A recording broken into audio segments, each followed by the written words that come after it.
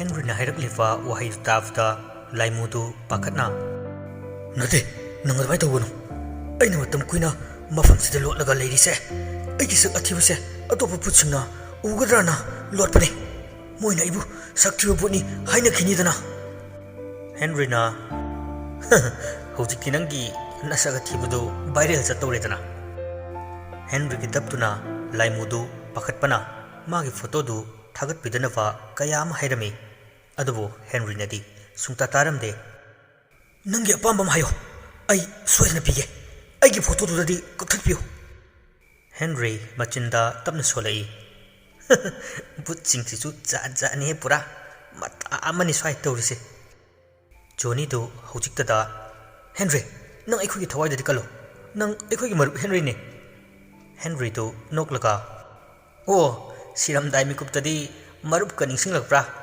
no ne ngona tawkhe myam do aingona kari forum gani nungair moi machet amata matam du da khan kidabra James na Henry aidi yaujudabne masipum namak Johnny thokan bangaktane Henry sauna taninge tumliu aina famsida laisa samna lakuna tine abok nang sai haikibadu aisu loi tai maramaduna ai mabu thiba lakpani aduga nakhoi anidi ngasina su aroibani Johnny du kapkhalai nate Henry nang admai tawgano laimuduna su magi photo kangnava kan hairei Johnny ga James kana su makhoi anibu kanna haijari Henry wakal amata thoktre man tawge haidi khalamba wakal adu fawba fakchin khre Henry tingkhatan laurei taning gemta tumliu loini yango laimu nangi photo se ko hairadine ai karigumba ma haige masida nang ngamadi nangi photo kakani laimudu harauna hairo ai soina ngamgani ai toge Henry do yamunna khalab matungda aigi prithvi art lehwa marup ani James ka Johnny ga do mafam sida leiriba makoi ni se asigane thawai do onthong halu adu ngamlava nangi photo se kakani ngamdraba twe James ka Johnny ka do ngakna nipa kaino haidubo thawai ona halu bu kaino ekoi hattoiro Henry thawa sadana khangdri tumileo nakoi masen marakta thabi radoini laimuda amu onsilaga nangamaroi nate ai ngamgani asi hairaga magi ngamjavi thakta power seasonraga Johnny amadi James pu thawai onthokna vatawi nongthakta Brazil lising kayama khudakta tarai maraktuda mangal achobama James amadi Johnny tamna kanna paisilai Johnny amadi James makhol hauna lawi ngai hakki tungda angan maingal singa dusu loina mangkhirami James amadi Johnny gyan manglaga laimai da takre laimuna photo dikadai kakrab natro Henry na ngai ko makhoi hana thawai onar braido check tawhike aduga ma wali aigi paliba imai sisu yauna ne manghalu asi hairaga Henry changsilai aduga mataw anigi masadu nomnomdna hudoi nipa tabro inkaurse ngayakte ani du gyan la amte tamna gyan khara lakpa horakle adu vada Henry na Johnny James tabro laimuduna nangi na maidusu aina palandrabani moisu gyan tare aigi photo kau Henry na ngai ko haibne makoisu amukta fajana gyan lakisano Johnny du hana mamitu tamna pangthorei adubo mane he mit pangthorpaga magi mamangda musin muwa mamit ilang nakai Henry ga leminar ba fivam du uvda tingkatan laurei bana but nakanda James so mana law tavdagi khangpai kai boy pakhat pai tawduna longna fuk hogulei adu ngakna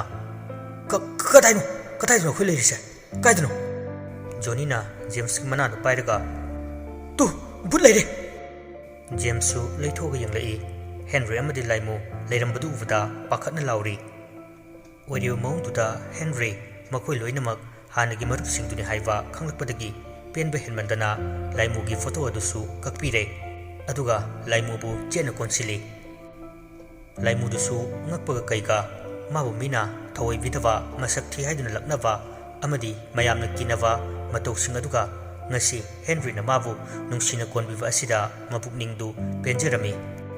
Henry na Laimu, thank you so much. Nang chatlo yare, ay piyale. Laimu dusu harauna Henry bu chena konsilamlaga asongba narak mongsongda chensinki. Henry amuk matawani tiyang lai. Johnny, James. Johnny ka James kadi Henry ne haiwa khangdawai pakhatna.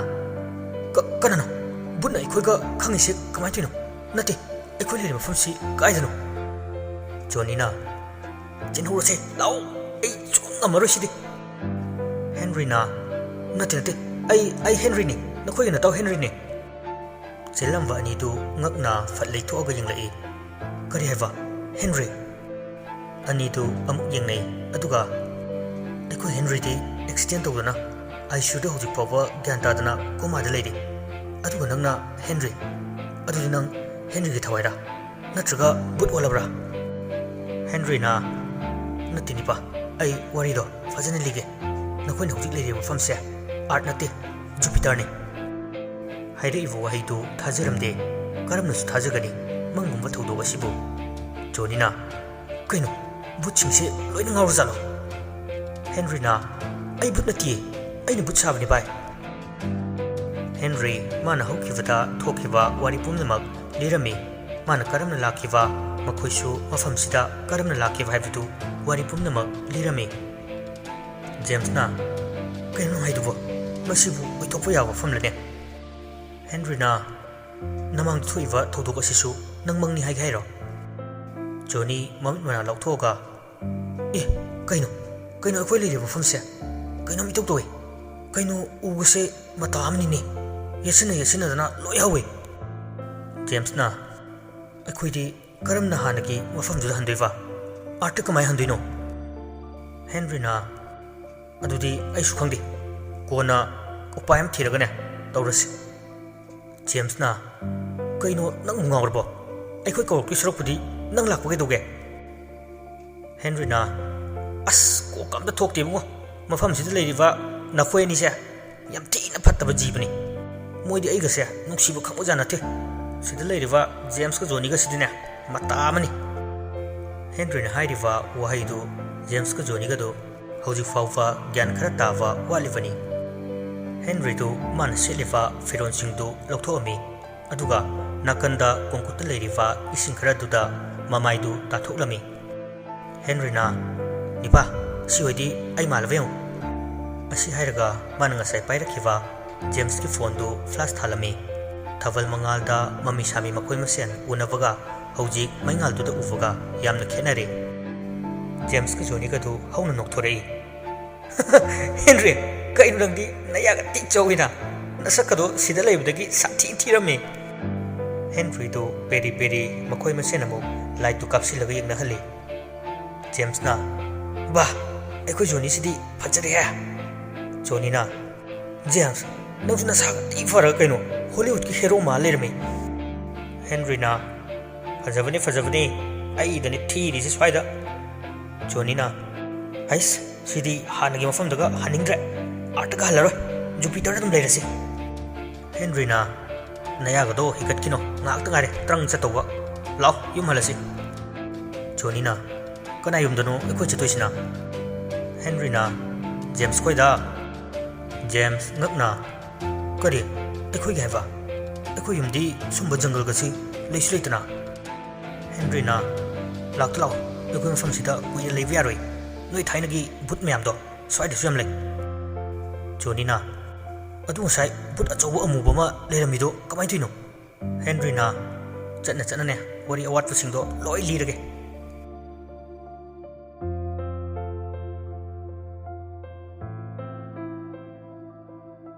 Asum na makoisu Henry na awat pawari singdu asum liraga lakpana James ko gi mayumdu yorokle. James masado punga oiram liva maung matok mayamdu pura ahong bane khajik su manana leif su yauri. Nipa aina uri mayam si mangdi nate ko taifang ni ko lasta lairam len kaidu oiram danawa. Henry na nati taibang ni taibang. Tanjadu da mitkhusu makoi leram de haituna hiptuna leram bani ꯃꯈꯣꯜ ꯇꯥꯕꯗ ꯊꯧꯃꯩ lantern ꯑꯃ ꯄꯥꯏꯗꯨꯅ ꯃꯄꯥꯟꯗ ꯊꯣꯔꯛꯏ꯫ ꯀꯅꯥꯅꯣ? ꯑꯣ, ꯏꯕꯨꯡꯉꯣ, ꯅꯈꯣꯏ ꯍꯜꯂꯛꯑꯕ꯭ꯔꯥ? ꯀꯗꯥꯏꯗ ꯆꯠꯂꯨꯒꯦ? ꯖꯦꯝꯁꯇꯨ ꯈꯪꯀꯧ ꯀꯧꯔꯛꯏ꯫ ꯏꯃꯥ! ꯃꯤꯠꯈꯨꯅ ꯊꯣꯏꯕ, ꯀꯩꯗꯧꯔꯦ? ꯀꯩꯗꯧꯔꯦ ꯏꯁꯨꯕꯨ? ꯂꯥꯛꯑꯣ, ꯇꯨꯝꯅꯕ ꯇꯧꯔꯣ. ꯅꯣꯏꯕꯨ ꯑꯃꯝ ꯑꯉꯥꯟ ꯁꯤꯟꯅꯔꯛꯑꯕꯅꯤꯅꯦ꯫ ꯖꯣꯅꯤꯅ ꯀꯩꯅꯣ, ꯅꯣꯏ ꯃꯥꯁꯤꯗꯤ ꯌꯥꯝ ꯁꯥꯊꯤ ꯍꯅꯨ ꯂꯩꯔꯝꯃꯤ꯫ ꯍꯦꯟꯔꯤ ꯅꯣꯛꯂꯛꯏ ꯑꯗꯨꯒ ꯇꯞꯅ ꯏꯃꯥ ꯅꯠꯇꯦ, ꯑꯕꯣꯛꯅꯦ, ꯑꯕꯣꯛ꯫ ꯖꯦꯝꯁ ꯃꯁꯥꯗꯨ ꯉꯛꯄ ꯊꯥꯖꯗꯕ ꯀꯌꯥꯅ ꯄꯤꯛ ꯊꯟꯈ꯭ꯔꯦ, ꯌꯥꯝ ꯉꯛꯅ ꯑꯩꯈꯣꯏ ꯑꯕꯣꯛꯇꯤ ꯂꯩꯈꯤꯗꯕ ꯀꯨꯏꯔꯦꯅ꯫ ꯃꯤꯠꯈꯨꯅ ꯀꯩꯅꯣ ꯅꯪꯅ ꯍꯥꯏꯔꯤꯕꯗꯨꯕꯨ ꯊꯣꯏꯕ? ꯍꯦꯟꯔꯤꯅ ꯀꯩꯁꯨ ꯅꯠꯇꯦ ꯑꯕꯣꯛ, ꯑꯩꯈꯣꯏ ꯇꯨꯝꯅꯕ ꯇꯧꯔꯒꯦ꯫ ꯑꯅꯤꯗꯨꯗꯤ ꯇꯥꯏꯕꯪꯄꯥꯟ ꯁꯦꯐꯥꯟꯅꯕꯗꯧꯅ ꯃꯪꯂꯒ ꯆꯪꯂꯛꯏ꯫ ꯇꯟꯖꯥꯗꯨꯗ ꯇꯣꯝꯕꯤꯗꯨ ꯏꯃꯨꯡꯗꯒꯤ ꯊꯣꯔꯛꯑꯒ ꯁꯥꯎꯅ ꯖꯦꯝꯁꯇ ꯁꯥꯏꯟ ꯇꯧꯔꯛꯏ꯫ ꯖꯦꯝꯁ ꯇꯧꯔꯤꯕ ꯃꯑꯣꯡꯗꯨꯗ ꯄꯥꯈꯠꯅ ꯌꯥꯝ ꯀꯤꯅ ꯌꯦꯡꯂꯒ ꯀꯩꯅꯣ ꯄꯨꯄꯨ? ꯇꯣꯝꯕꯤ ꯑꯃꯨꯛꯁꯨ ꯃꯈꯨꯠ ꯃꯁꯥꯗꯨꯅ ꯀꯩꯅꯣ ꯍꯥꯏꯔꯛꯑꯝꯃꯤ, ꯑꯗꯨꯕꯨ ꯍꯟꯗꯛꯇꯤ ꯖꯦꯝꯁ ꯁꯤꯒꯤ ꯁꯥꯏꯟ ꯂꯦꯡꯒ꯭ꯋꯦꯖ ꯈꯪꯗꯕꯅ ꯃꯔꯝ ꯑꯣꯏꯔꯒ ꯇꯧꯔꯤꯕ ꯑꯗꯨ ꯑꯀꯤꯕ ꯐꯥꯎꯔꯛꯑꯝꯃꯤ꯫ ꯍꯦꯟꯔꯤꯅ ꯑꯅꯤꯗꯨ ꯏꯃꯨꯡꯗ ꯆꯤꯡꯂꯒ ꯄꯨꯁꯤꯜꯂꯛꯏ ꯑꯗꯨꯒ ꯐꯃꯨꯡꯗ ꯏꯟꯁꯤꯜꯂꯤ꯫ ꯌꯥꯔꯦ, ꯍꯌꯦꯡ ꯐꯖꯅ ꯍꯥꯏꯔꯒꯦꯁꯦ, ꯒ꯭ꯌꯥꯟ ꯇꯥꯅꯕ꯫ ꯉꯁꯤꯗꯤ ꯇꯨꯝꯊꯣꯛ, ꯇꯨꯝꯍꯧꯗ꯭ꯔꯗꯤꯅꯦ ꯅꯣꯏ ꯑꯅꯤ ꯉꯥꯎꯔꯒ ꯆꯠꯈꯤꯕ꯭ꯔꯥ ꯀꯩꯅꯣꯝ ꯇꯧꯔꯅꯤ꯫ ꯖꯦꯝꯁꯅ ꯀꯩꯅꯣ ꯑꯩꯅ ꯎꯔꯤꯕ ꯃꯌꯥꯝꯁꯤꯕꯨ? ꯁꯤꯕꯨ ꯑꯩꯒꯤ ꯐꯃꯨꯡꯗꯨꯅꯤꯅꯦꯀꯣ? ꯖꯣꯅꯤꯅ ꯉꯥꯏꯈꯣꯅꯦ, ꯀꯩꯅꯣꯝ ꯍꯪꯒꯦ꯫ ꯇꯣꯔꯣ ꯇꯣꯡꯁꯥꯡ ꯀꯥꯏꯅ ꯕꯨꯠ ꯂꯩꯈꯤꯕꯗꯣ, ꯃꯣꯏꯁꯤꯡꯗꯨ ꯂꯩꯕ꯭ꯔꯣ? ꯃꯤꯁ ꯌꯥꯝ ꯇꯧꯋꯤꯅꯦ, ꯎꯗꯕ ꯀꯨꯏꯔꯦ꯫ ꯍꯦꯟꯔꯤ ꯅꯣꯛꯂꯒ ꯍꯪꯉꯣꯏ ꯃꯥꯟꯕ ꯂꯣꯏ ꯂꯩꯌꯦ, ꯇꯣꯔꯣꯒꯗꯣ ꯑꯩ ꯁꯦꯒ꯭ꯔꯥꯛ ꯃꯅꯝꯗ ꯉꯥꯎꯈ꯭ꯔꯕꯅꯤ꯫ ꯖꯣꯅꯤꯗꯨ ꯉꯛꯅ ꯑꯁꯦꯡꯕ꯭ꯔꯅꯦ? ꯑꯗꯨꯗꯤ ꯑꯩꯁꯨ ꯕꯨꯠ ꯑꯃ ꯐꯥꯔꯒ ꯀꯣꯏꯗ ꯌꯥꯗ꯭ꯔꯦ꯫ ꯑꯍꯨꯝꯗꯨ ꯉꯥꯡꯅ ꯉꯥꯡꯅ ꯇꯨꯝꯊꯈꯤꯔꯝꯃꯤ꯫ ꯅꯣꯡꯉꯥꯜ ꯐꯥꯎꯕ, ꯄꯨꯡ ꯐꯅ ꯊꯦꯡꯂ ꯐꯥꯎꯕ ꯑꯍꯨꯝꯗꯨ ꯍꯧꯒꯠꯂꯝꯗꯦ꯫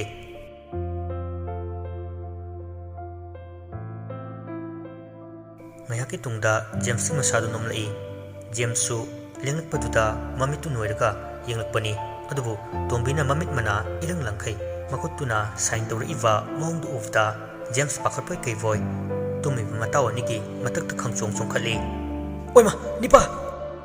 ꯑꯅꯤꯗꯨꯁꯨ ꯈꯪꯄ꯭ꯔꯦꯛ ꯈꯪꯗꯅ ꯐꯨꯛ ꯍꯧꯒꯠꯂꯤ꯫ ꯖꯣꯅꯤꯅ ꯃꯤꯅꯥꯏꯁꯤꯗꯤ ꯃꯪ ꯀꯟꯅ ꯅꯨꯡꯉꯥꯏꯔꯤ ꯀꯥꯟꯁꯤꯗ꯫ ꯖꯦꯝꯁꯇꯨ ꯀꯤꯅ ꯅꯤꯄꯥ, ꯑꯩꯈꯣꯏ ꯄꯨꯄꯨꯁꯤ ꯅꯍꯥ ꯊꯤ ꯑꯣꯏ ꯂꯩꯔꯝꯃꯤ, ꯀꯩꯅꯣ ꯃꯥꯅ ꯇꯧꯔꯤꯁꯤꯕꯣ? ꯃꯥꯅ ꯑꯗꯨꯝꯅ ꯍꯥꯏꯔꯛꯄꯗꯒꯤ ꯇꯣꯝꯕꯤꯗꯨ ꯁꯥꯎꯅ ꯀꯔꯤꯅꯣ ꯏꯪꯒꯤꯠ ꯌꯥꯝꯅ ꯇꯧꯔꯛꯏ꯫ ꯑꯗꯨ ꯎꯕꯗ ꯑꯃꯨꯛꯀ ꯍꯦꯟꯅ ꯀꯤꯈ꯭ꯔꯦ꯫ ꯍꯦꯟꯔꯤꯅ ꯄꯥꯕ, ꯑꯩꯈꯣꯏ ꯍꯧꯒꯠꯂꯛꯑꯒꯦ, ꯄꯥꯕ ꯍꯟꯕꯤꯔꯝꯃꯣ꯫ ꯇꯣꯝꯕꯤ ꯍꯦꯛ ꯆꯠꯈꯤꯕꯒ ꯖꯦꯝꯁꯅ ꯀꯩꯅꯣ ꯑꯩꯈꯣꯏ ꯄꯨꯄꯨꯅ ꯇꯧꯔꯤꯗꯨꯕꯣ? ꯃꯈꯨꯠ ꯍꯣ ꯃꯁꯥ ꯍꯣ, ꯃꯃꯤꯠ ꯍꯣ ꯃꯅꯥ ꯍꯣ, ꯀꯤꯅꯦ꯫ ꯍꯦꯟꯔꯤꯅ ꯅꯤꯄꯥ, ꯁꯤꯗꯗꯤ ꯅꯣꯏ ꯄꯨꯄꯨꯗꯣ ꯅꯠꯇ꯭ꯔꯦꯅꯦ, ꯅꯣꯏ ꯕꯕꯥꯅꯦ, ꯕꯕꯥ꯫ ꯅꯣꯏ ꯏꯃꯥꯗꯨꯗꯤ ꯑꯕꯣꯛ ꯑꯣꯏꯔꯕꯅꯦ, ꯈꯪꯂꯕ?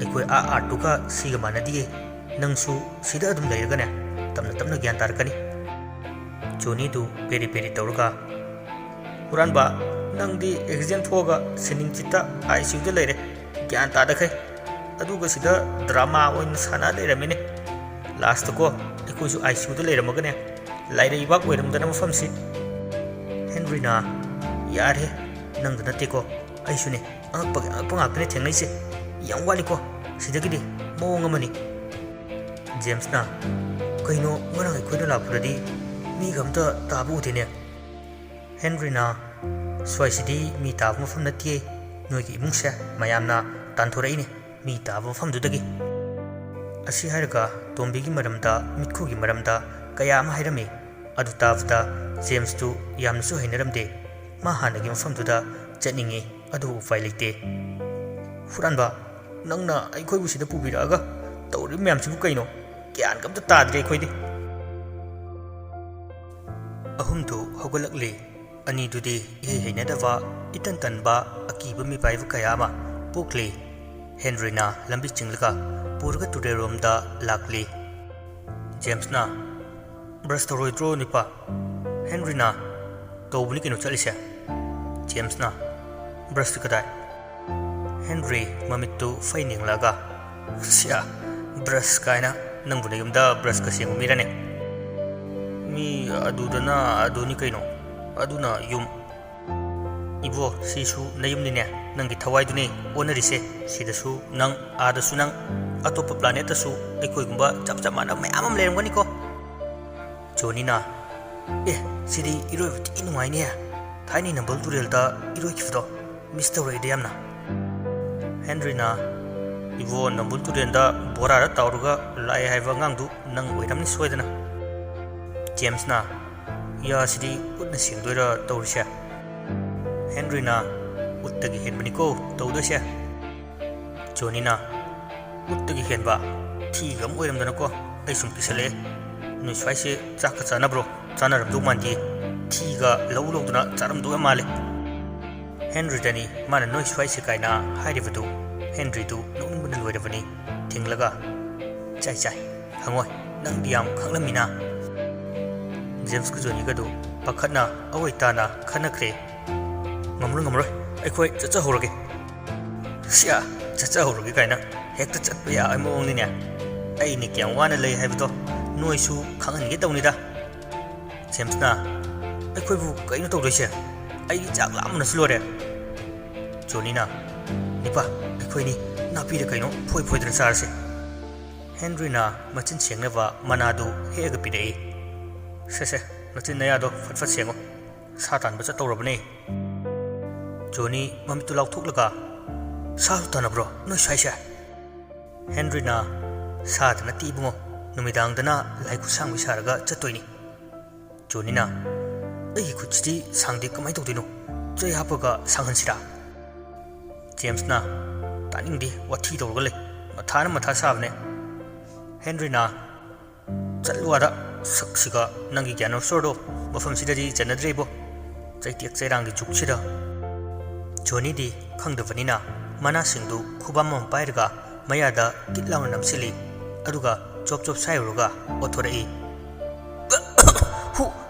hu bijaraga hatore kaino asu khabasibu hu na trose Henry na mane hune ado nang wi sirani kamai tokseba Johnny masana masabu hu charuri khana thawai waba hedmandana wakhalda ma sidore khana lemna tinglai ai sire ai kalo chapting laka leiri maong duda James pakhatna Henry te sauna kaino torisibo kai dorage aina James na Johnny sikinam tore mi pango Johnny kai dorage Henry na matomda selaga thamo am paktabdo toksinna biranu James na Johnny maong duda thokau thoi Johnny fukhawalaga mi sibu hudi nattaba malene Henry na hangoi nang hongna video tawrano yare amta adwai lepo makoisu machin maya singdu abang matungda karak ami Johnny na nga hu phadoira handakte ai songu moi Henry na nang namanava hangoi myam phage sira James na nipa sidasu nga phadoira Mangolda tombi du lepuga leirami moi hong ufuda nuklaga makutuna mayad ingit tawrai Johnny na kaino mana mayada manam nam da saisha James yunna pusi uda kizaibo hanuragana khara phai Henry na pupunati pavne haivani swaidadi punamak change ne tawdoise man haise saksa si law haine James na masi kamaina lon thokchinu sibo nangbu loina manai haidane khenava khara ni hairaga lon thokchu sidi aikoi phudi thoina Henry na magse masagi thoktav nati mina pharga marai kakhat paine Henry na hari wahai singdu tavda ani du kire group yengnai makhoi gi wakhalda mafam sida leiriwa mi singsi jungle da kaida panglei da leiraga sanga mi gase pungha ta hatwa tamthiba ma oina khankre Johnny yamkina nipa ai leisi sumoina ka khidra Henry na leidana tie pumno ka khidwani lambu heladi loina kele ki tawjanu James na chaktu sida dum oina charasnipa imdu charoise Henry nogla me ai ina matamam da tawkibadune hawjik tan oina tawrise